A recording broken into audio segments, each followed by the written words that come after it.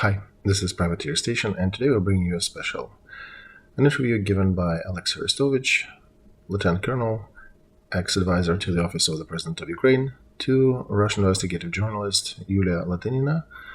That happened on the 27th of July, on the day 519 of this war, of this invasion into Ukraine. And I think it deserves your attention. It turned out to be a really good one.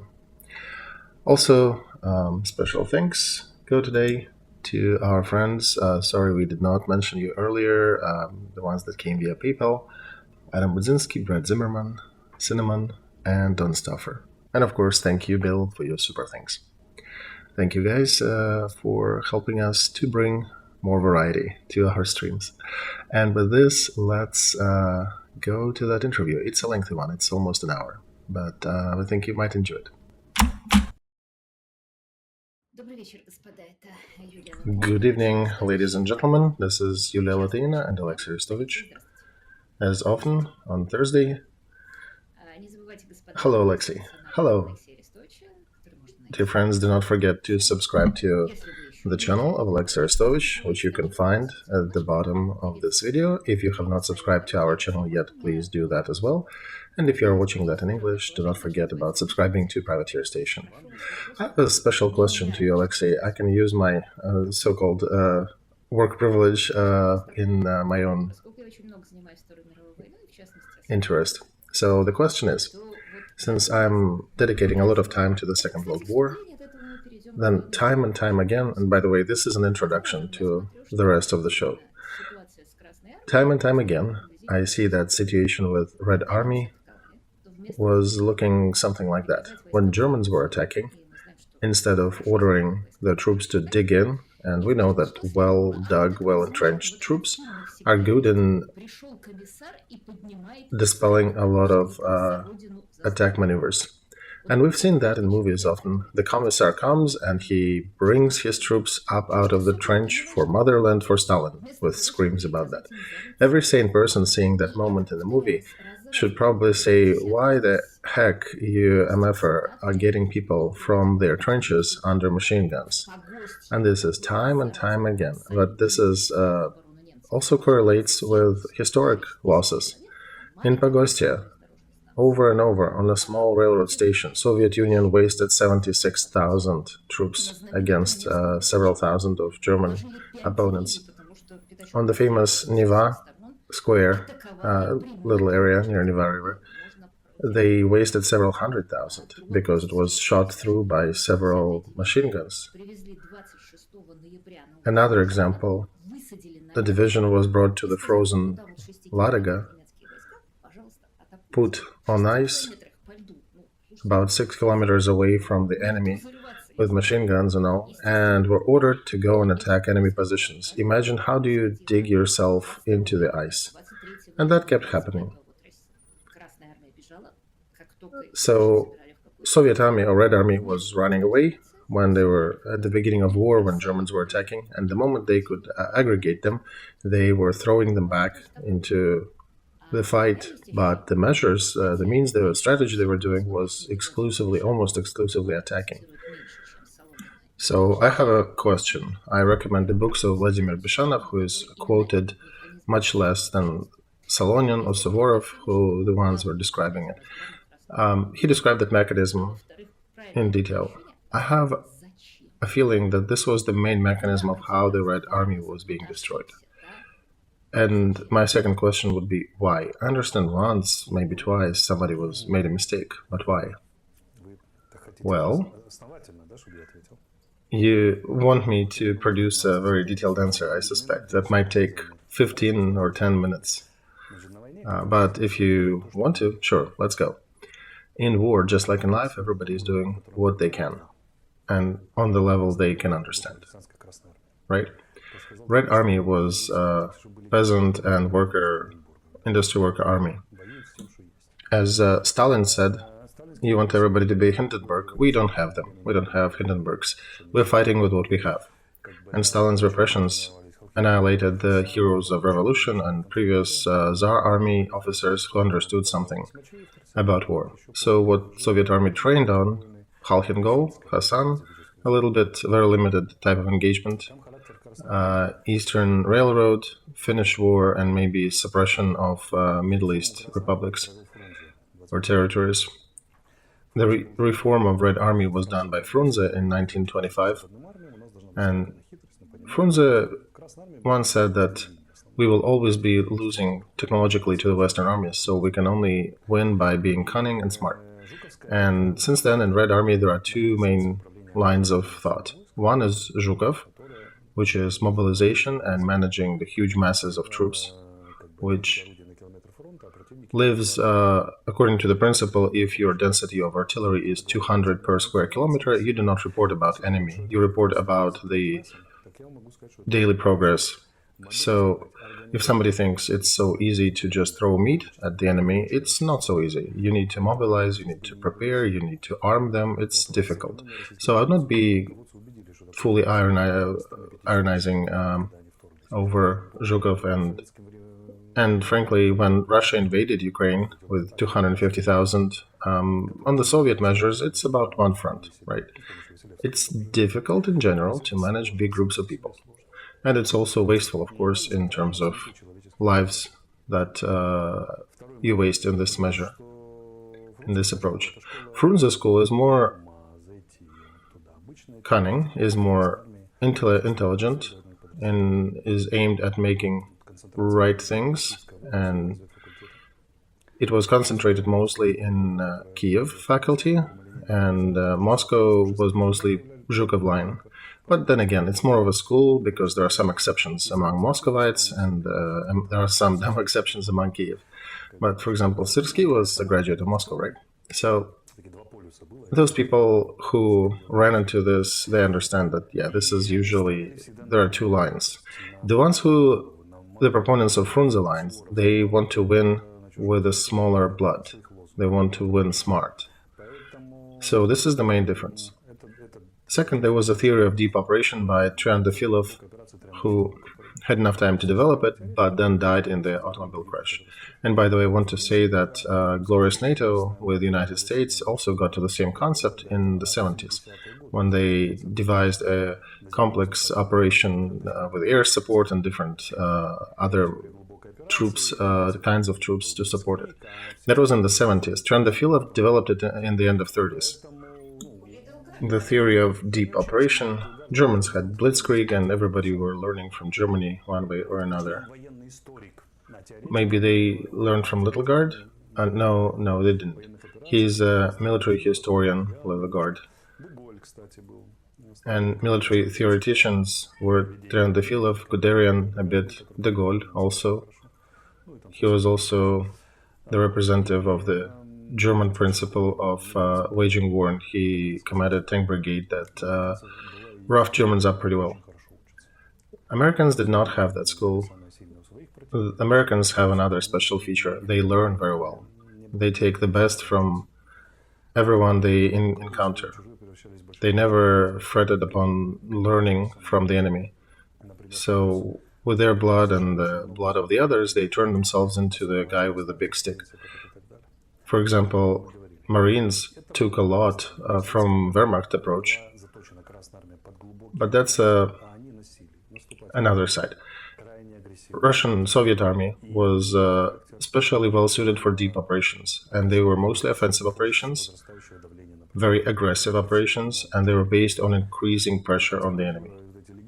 They were all taught to do that, and as the legends say, which are now well known as facts too, that the famous Russian bomber Il-2 was made without the backward shooter because the ideation was that all the enemy planes will be bombed out of existence in the first days of war, so it won't be needed. They also had tanks, A-20 tanks that were made on wheels in Soviet Union. Soviet Union did not have roads. They were built tanks to go on highways in Europe. So the idea was to go at maximum speed forward, drop a lot of paratroopers, rise people up, get anybody who can side with you, and avoid any resistance areas, just cut the transportation lines, logistics, and all. We saw that in Gostomel. They dropped a bunch of paratroopers there, and they They went to meet their ground troops, and by the way, on the second day they managed to unite. What happened on the third day? Well, many things happened, but they were holding Gostomel generally till the retreat from Kiev, Russians, and they've been bombed and destroyed there, but they were holding it. But in general, out of 20 paratrooper descents that they dropped on us, only one of them was successful near Kakhovsk, I guess. Everything else was rather futile. But they tried. They're following the same concept as Czechoslovakia, as Afghanistan, quickly to stun your enemy, to progress rapidly and aggressively. Red Army was an aggressive army. It was educated as aggressive army, relentless attacking. And Stalin, when he was training his army with all the coup of Tukhachevsky and marshals and all, he reached one important principle. You cannot conceive of not following the order. In Red Army, you could do different things, but you just not even conceive, not even thought of to not follow the order. Everybody is trained there so that you cannot disobey the order. And now let's connect all these dots. Not too smart of a commander gets, or commissar gets an order to kick the Germans, let's say, Second World War, out of the village Gadyukina. And he got a tank brigade and 2 motorized or 2 infantry regiments, and some probably militia to protect them from running. So he is commanding that very assorted group. Let me correct the task. Not to kick the enemies out of that Gadyukina or Snake Pit village, but to stop advancing enemy that goes through that village. Okay, and instead of burying himself in the neighboring village to meet the enemy, he actually goes and takes his troops to attack the advancing enemy. Do you know, Julia, that in the 40s they did not even teach Soviet army to defend. They didn't teach them to dig trenches. They did not know how to defend. That was very cursory. They were not taught that. They were only taught to advance and to attack. So he's doing what he knows to. He's not a nobility where he had father, grandfather, and other officers in his family. He heard about Suvorov, Napoleon, played with soldiers, learned mathematics, fortifications, strategy. No, he is a son of somebody from village or from factory workers. He somehow survived all the Soviet grinder, and he is given an order to fulfill the order, to stop the advancing enemy. And he cannot not follow this order. He needs to obey. All his reflexes are wired this way, so he does what he can. He sends his troops to attack. The troops are just as ill-trained as he is. They are not well supplied, because the troops are very ill supplied, and even if they are supplied, it's like a famous battle near Dubny, where 1,700 Soviet tanks met 5 German tanks and some infantry, and German infantry destroyed most of these tanks because they destroyed logistics, and after that the tanks stopped, were abandoned, etc. So Red Army logistics was horrible. And he's doing what he can. He starts to attack because he doesn't know anything else to do. Maybe he would even want to, but he doesn't know and doesn't know how. Why the book Volokolansky Highway made such a sensation? That Kazakh writer Mamushagli Baltarjan, he talks about. So it's a real commander. He talks about real situation. The author talks about that commander in real situation, and in circumstance of full panic, he figured a way to make his troops do the right defense and fight in the best possible strategy manner. Nobody knew how back in those days, and all the will that Russian army had was emanated in these meat storms and meat attacks. And that guy was smart. He figured out maneuvered defense. The second talented general like that was Vlasov, General Vlasov. Mamushagli was, I think, the colonel, and Vlasov was commanding his troops by the book, and everything worked for him. He was always brought as an example.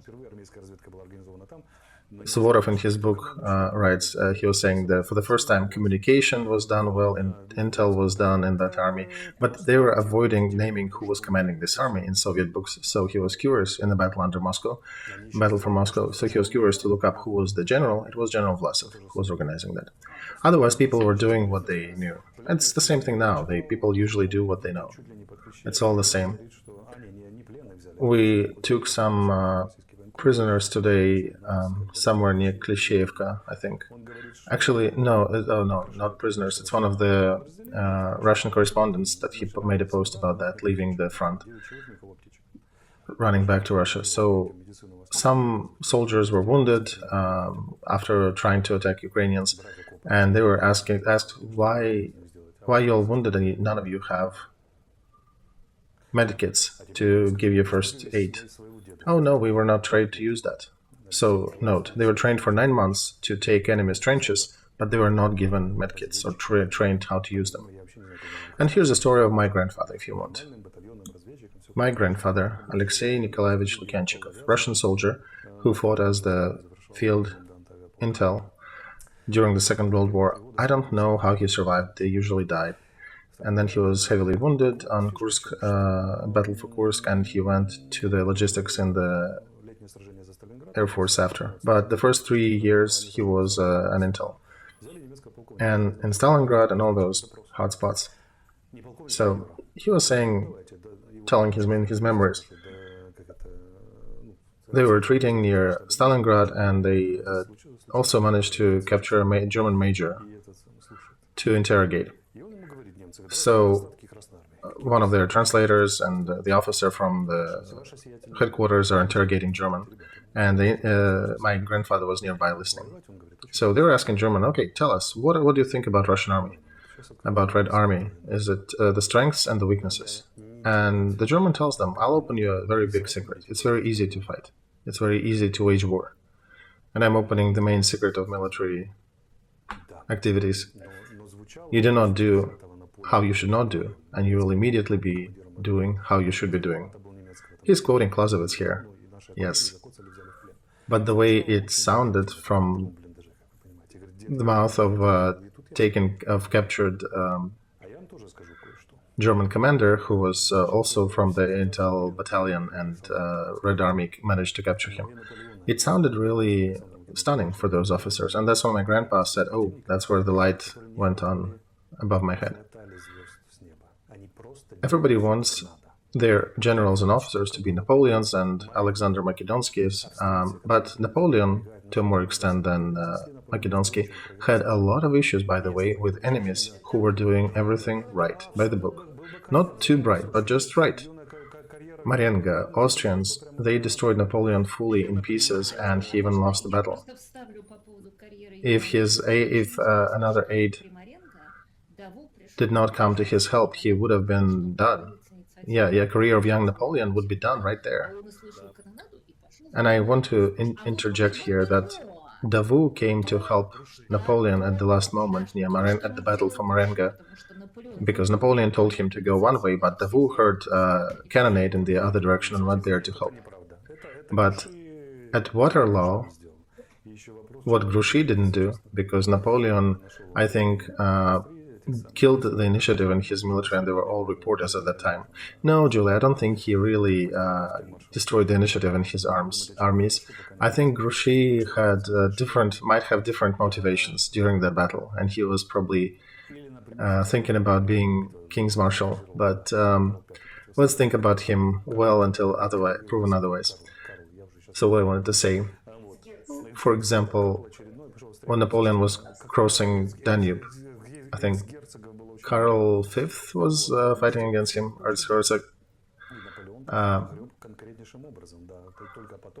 Austrians had a system, and they had a lot of dukes there. The structure was complex, but this one did everything by the book. And Napoleon got his ass handed to him, and only during it he somehow managed to find his great talent to find and win the war, and win that battle, but with tremendous losses. So even outstanding commanders, absolutely genius commanders like Napoleon, when they met an enemy who was doing everything just by the book, or at least was not making big mistakes, they had a ton of troubles with them, very often borderline being defeated. Or, for example, the Battle of Peoples at Leipzig. Did Napoleon lose his talent? No. He was roaming throughout Europe with a very new army. He still managed to kick everybody's ass. And by the way, these were the times when Brits were adding additional thousands when they were facing Napoleon. That additional 10,000, additional 20, additional 50,000 to be stronger than his equal. And he lost that battle because they fought it right. As commanders, they were not as bright as him, but together they organized everything by the book. The war is like sport of high achievements, where 0.2 of a second solves it, and you need to be training for 10 years and practicing hard to be able to grab these halves or fractions of a second. So the main goal of the military system is to provide a general good level. It doesn't matter if you will have bright, talented ones; they will be born. It's fantastic when you get ones, but just to provide a good middle level, that's important. It's like the story with aces during the Second World War, when Russian aviation had a discussion about training aces who would be destroying Germans. But Novikov, the marshal of Russian aviation, Soviet aviation, he insisted on just maintaining the good average fighting level. And after the war, when they calculated the statistics, it turned out that aces shot down maybe 1% of Germans' Luftwaffe. Everything else was shot down by usual mediocre pilots, who maybe shot 2 or 3 Germans during their career, maybe 7 at best, but that's it. And that's the smartest military, what they do. They work on creating a good general level. And that also, by the way, can be said about Chinese Alexei. That's Sun Tzu wrote in his books. Make sure you provide a non-defeat for your army and then think about victory. Well, exactly, that's why I'm saying one needs to teach his military people and officers to not do dumb things on the battlefield. And then all of a sudden, when you don't do dumb things, apparently you have become a very successful troop that carries out tasks pretty well, at maybe at least on the level of a C grade, but it's sometimes very just enough, when even the strongest opponents cannot bite you. So if one organizes a proper infantry defense, a proper platoon command point, a proper brigade command point, if you do everything by the book, applying to the terrain, any Napoleon will be seriously sick and tired of storming new positions. It'll be very difficult for them to invent something to prevail. So if you dig deep, if you defend well, you'll be okay. But in Soviet army, they did not know how. They were trained attacking, so that's what they were doing. They wasted 76,000 taking the train station. Well, Solidar, that's another example. Solidar is probably smaller than station. No, Pagost was a small station. There were maybe 2.5 people living there. Okay. But there are a ton of examples, though. I was walking my little daughter when she was a year and a half old in a small Ukrainian village. I was taking her on a stroller where the relatives of my second wife live, and I found a memorial to the soldiers who perished taking that village. Right now, it's maybe 2,000 people big. Back during the Second World War, I don't know, maybe there have been, 300 people living there. And there's a memorial with names of those who perished taking it during the Second World War. And there are 6,000 names on it. I was almost hit by lightning when I saw that. And nobody cared. Nobody was surprised. That's how much they wasted taking even small settlements during the Second World War. That's how Soviet army fought. And this is my question, Alexei. I always was thinking, why do I not like that Russian 9th of May celebration of victory in the Second World War? And I was thinking how to explain to the people that it was military murder, a criminal thing that Stalin did with his troops. And Suvorov went with his books as an author going far, saying that Stalin was actually preparing his country to attack And people don't get it. They think, oh, he was smart. He was even thinking to attack the enemy before. It just didn't work. I now figured that the only way to talk about it is like it's celebrating the Soviet victory in the Second World War is like celebrating a war crime. It's celebrating the most senseless waste of lives in history. There is not a second war like that. Nobody else done it. This is a complex event, Yulia. People still won. Our grandpas who wasted their lives and bodies at this war, they still won, right? People did not fight for Stalin at the end. They fought because they knew what Germans are doing on the occupied territories. They were fighting for their own at the end of it. So our grandfathers fought honorably. The only thing they never wanted to remember about it, because it was scary to remember. But they've done their duty. As for the struggle between systems, if you take two steps out of that picture, then yeah, it's a victory of Gulag and Kolyma over Buchenwald. Kolyma as the system, as an organization, had prevailed over Buchenwald. Again, the role of Lend-Lease, the role of Americans and allies was huge. But one needs to pay their dues to the people who carried all the hardships on their backs. And our grandfathers and grandmothers, they did win indeed, however you turn it. All right, let's go to today. Why did they start talking about the meat storms, meat attacks? Because regardless of what we talked about, that Russian army did not learn, I actually am seeing that in Zaporozhye, they learned how to entrench. So unlike Zhukov, Surovikin, maybe they're punishing him for that now, and he is somewhere in jail.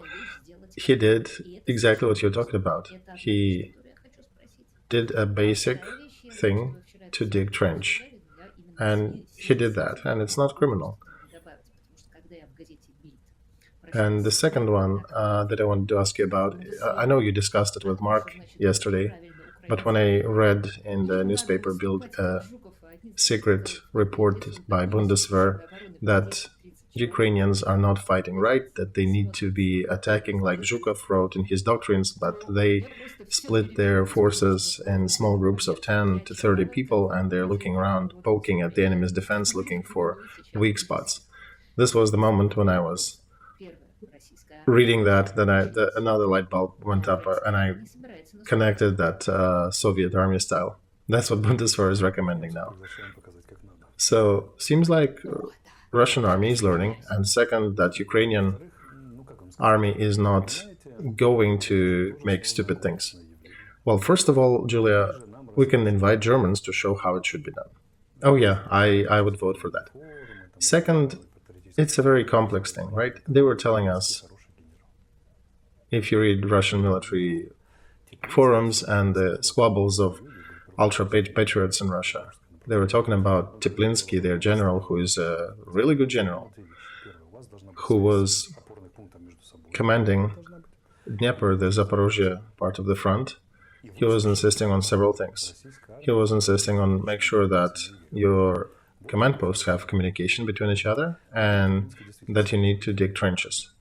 And having listened to him, that's why Russian army is defending well in the south. That's why he is good. Well, first of all, Teplinsky is smart, yes. He was a commander of the Intel detachment in Chechen War in Grozny during the First War. He became a hero of Russia not for nothing. He had skill and demonstrated that.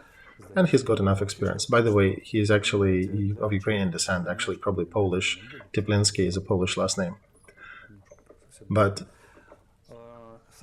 for the person who understands a little bit in military profession, the advice is that you need to have comms between your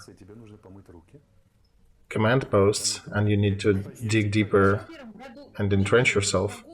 It sounds like, a conversation between two doctors before the surgery. You need to wash your hands and put the face mask, right? Well, but they haven't been washing hands, just like till 1945, right? And going back to Clausewitz, it's that old thing of not doing wrong things. So yeah, after that, I'm looking at this Russian army and saying, I cannot say that they're learning, that they're smart. This is just basics. It's like Kirkorov songs, the snow melted and the water is running. Because these things are supposed to be basics.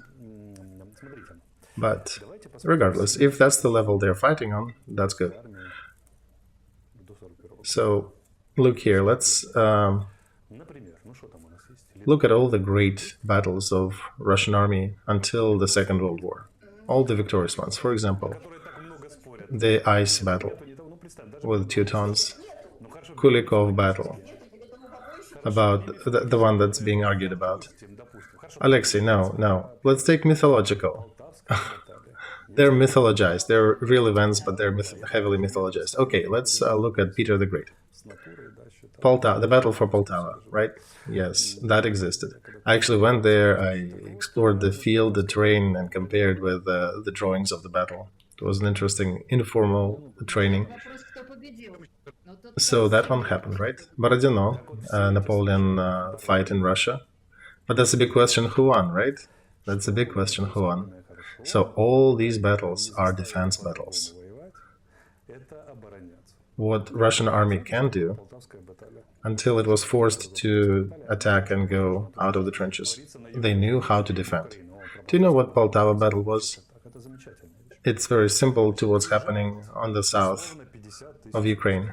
I'll tell you. It's yeah, please. It's an interesting event. So let's say roughly 50,000 of Moscow troops come. 12,000 Cossacks, local people also join their ranks. They are fresh and ready, and what do you think they're doing? They're digging their fortifications. Because they had a smart commander, right? Against them, there's probably 12,000 Swedes at most. They're tired. They're so tired, and they have maybe 2 guns with 4 ammo on it, and Peter had 200 guns or something against 2 that had the Swedes had.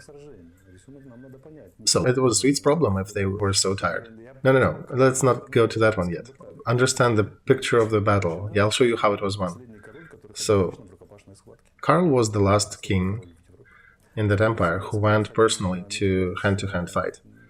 When he was 17, he was going bear hunting with a knife and a pike, and then he learned that his peasants are going with a club and a pike, and he decided to do the same. And he killed, legends say, about 100 bears. So he did like hand-to-hand fight. And by the way, when Sultan's personal guard wanted to evict him from Bender, he killed 6 of his Yanachar personally. So he was a hot-blooded fella. And there was a story when some Moscow detachment was disorganized in the Northern War. He came to his troop, took his sword out and said, "Let's go." Because Swedish army, they were sort of like Roman legionnaires. They were going forward and just destroying enemy hand to hand. They knew how to shoot, they had artillery, but they still liked hand to hand. And all of a sudden, his adjutant jumps on him, pushes him on the ground, and above his head, his troops are making a fire volley onto the enemy. So he got up and dusted him off and left the detachment. And that detachment was never awarded anything after. He was always despised by that emperor because they refused to follow him in a hand-to-hand fight. They preferred to shoot the enemy.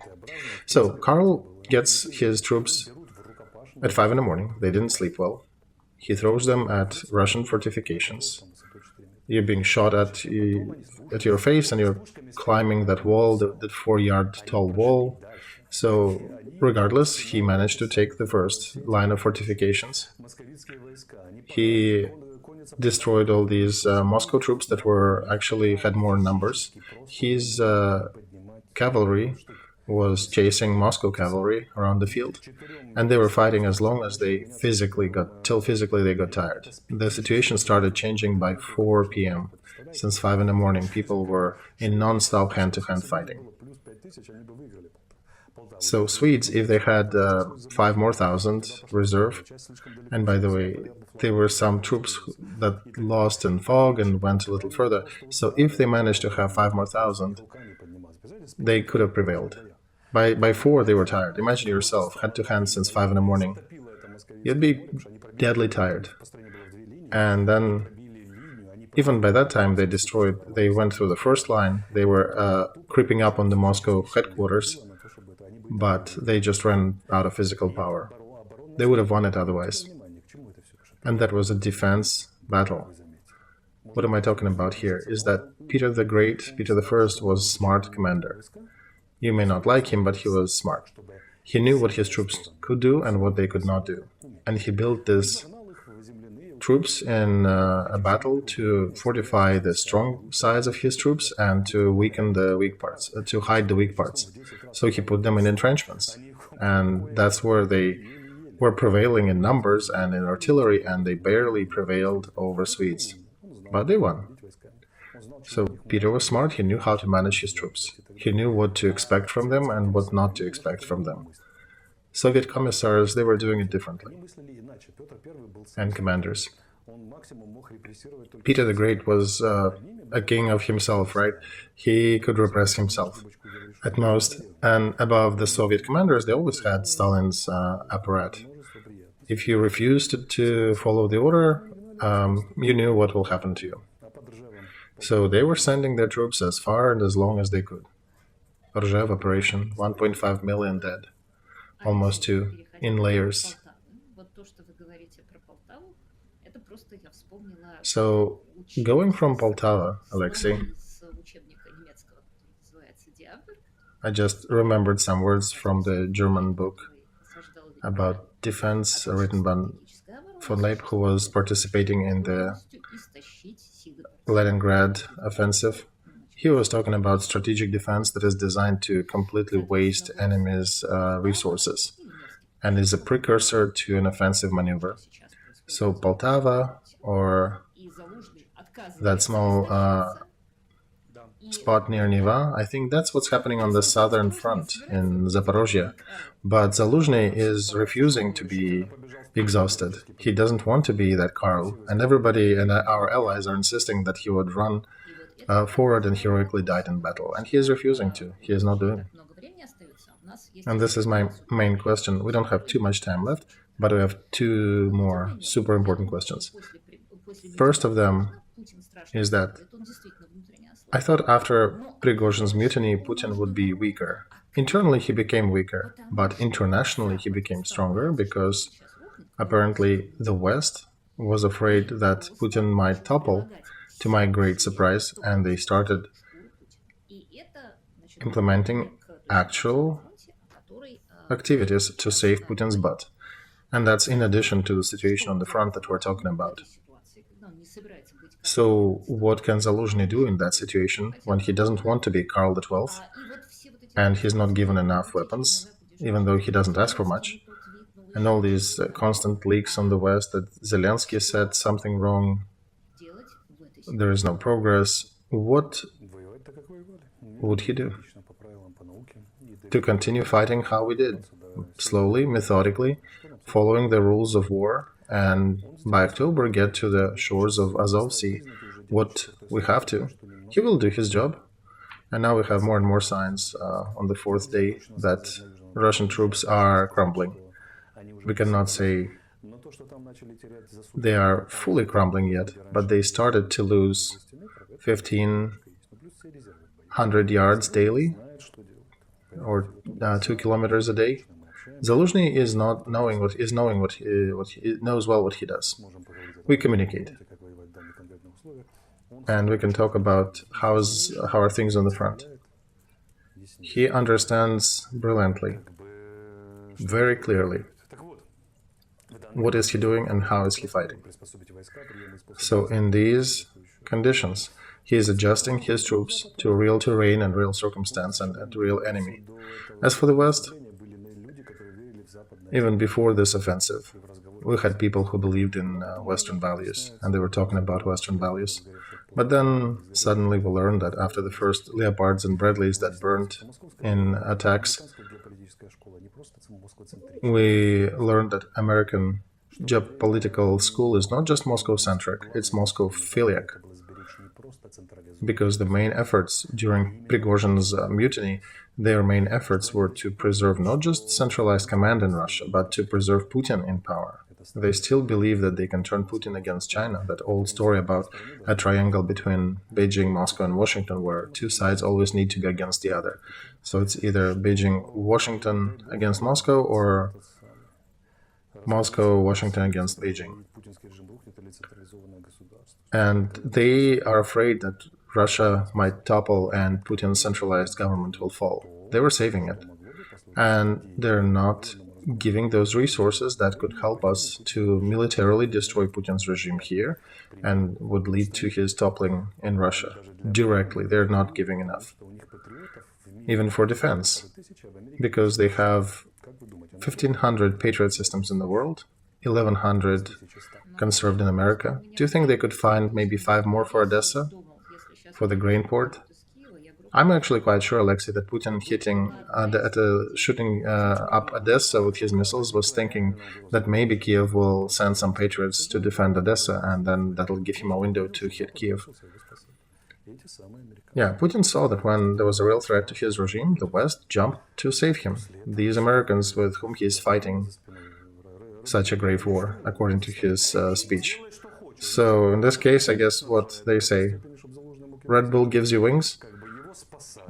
So allies are not really fitting Ukraine to the level that would be destructive to his army in Ukraine, that would lead to utter decimation. And they're supporting Putin's regime, but it is at risk to topple. So he sees that. And now we have allies, some of them who are saying that we should not let Ukraine lose, but we also should not let Putin lose. And then I have a question, what are the goals of this war? These ones haven't lost, this one hasn't won. This is like a whole new theory of waging wars. What happens later? After that, probably mutual decimation, turning into Hamas, turning into the Middle East where everybody hates each other. Russia probably turns into North Korea. And Ukraine is also living a hard life in this case. Because the West has a lot of Ukrainian refugees who are good workers, mostly in Europe. China is rubbing their hands, happy. And I have a feeling that Putin actually appreciates that. Of course, we thought that he wanted Ukraine. He would appreciate to have Ukraine, but he also wanted to have an Iron Curtain. But he did not expect the West to even build, to just go ahead and build that Iron Curtain around him. He doesn't even need a real one, just 2 trenches, one against the other, so he could bark from his trench at the West. And he could have high enough pulpit to tell his populace that they're spiritual, that the God is wisdom, and the West is all corrupt. And the West is following this ideation for him, right? And titles Robert White. So let's remember some precursing history. Who grew Putin up as the international figure? Alexey, he grew up on his own. Stalin did not grow up Hitler. No. Who invited Putin to a birthday party at Bush's ranch? Bush the father. Bush himself. Not every politician can get there. Not even every representative of the Republican Party can get there, but Bush invited Putin to be there. Who brought Russia, who was at the beginning of 2000s, that was not really an impressive country. Who called Russia into G7? The West. They made everything to aid him to grow as a figure. Not his Munich speech, neither his invasion to Georgia, nor the start of the conflict with Ukraine. Everything was done to aid to create a circumstance in which that figure could rise. They were still trading with him. They let him grow as a figure and allowed him to win over Georgia, to annex Ukrainian territories. There was nothing that the West did for him for Crimea. The West was convincing us to, take the shirts off and wash the floors in Kremlin with that. I was participating in those negotiations. The most prestigious offer for us was to take the shirt off and to wash Putin's floors in Kremlin, and agree to that. That's the best they could offer. Newsweek article, remember recently coming out and saying that Burns actually was talking to Russians about allowing them to attack Ukraine a little. And when there is that huge war going, America has 6,000 Bradleys conserved, and after we lose 15 at one of the fights, America is sending us 15. Right. So one can start asking questions. What are the goals of our allies? You'd pose the question that some of the conspiracy theories talking about that the goal of this war is to get two Slavic nations to destroy each other. No, we're not going into the conspiracy side. I guess they did not expect Putin to be a complete psycho, but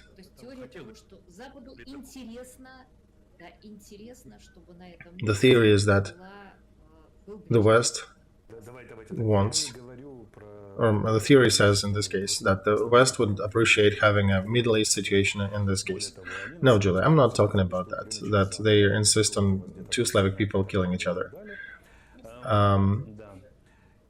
More than that, on their NATO summit, they're talking about Ukraine being a part of the West, and they want Ukraine to be with the West. There is another angle here. By the way, today is 70 years of signing the Korean War Treaty. The central question is, will we be taken into NATO? Maybe not all territories, maybe some of them will remain under Putin. The question is, will we? If they won't, then there are no... If we won't join NATO, won't be invited to NATO, then there are no other explanations to this conflict. Ukraine as a proxy force, slowing down regime of Putin and grinding down his legions. Or they do take us into NATO, then yes, it is a smart politics that played their strategy and achieved their goals. And we don't know. Nobody knows if we'll be taken in NATO. Still, they're saying that they might if you finish the war. Right, that's very well, but the question is where and how. So Zaluzhny is solving that task, the main task for Ukraine, that our troops would cut the land corridor and still remain strong and retain their ability to fight. Then this is going to be the last question, and probably the scariest question. There is Putin, whom his generals are afraid to tell the truth to. And there are Russian troops who, when they're retreating, are supposedly making gestures of goodwill, so-called. In Ukraine it was different. Ilovaisk was considered to be a loss, Debaltseve was considered to be a loss. So, as General Yamamoto said, that when you started to lie to yourself, I'm not meaning military propaganda, but internal, you're lying to yourself about your results. So, the army of Ukraine will still persevere even if the Western ammo and supplies will dwindle. Do you think it can demoralize the army if the allies will come out and say, sit down and negotiate? No, Julia, our army will not negotiate. All of Ukraine and our army will only sign the deal on the terms that will take into account our destroyed economy, the price that we paid for that. Because one thing is, of course, it's a negative goal when you basically did not let Russia to occupy Ukraine. But that's a negative goal. There's got to be positive as well. There's got to be joining NATO. There's got to be some win for the future. If the soldiers that are dying now on the front will win a victory for Ukraine and let us join NATO, then yeah, we might consider that. We will agree to that. But if not, then we'll probably have to review a lot of things. How our economy functions, do we have perhaps nuclear weapons? How are we ready to repeat that same fight 5 or 10 years later? And it will be much harder to do that without NATO. So for now, Zaluzhny is solving two tasks: getting to the sea and cutting the land corridor to Crimea. We will destroy that bridge. We will have 2 million people cut off in Crimea, and we can start negotiating with Russia. And then we also need to keep our army alive. We cannot afford to lose the battle worthiness of our army. So he's solving an unsolvable task. He already had written, in my opinion, his name in golden letters into the military history of humanity for centuries. Zaluzhny would not be swayed by anyone, neither pressure from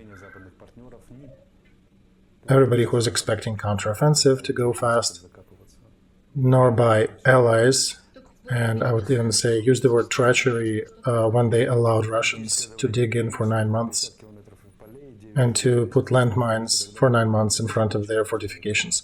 So he's realizing this operation in inhumane conditions, and he's successful doing that. And I can guarantee you will reach the sea.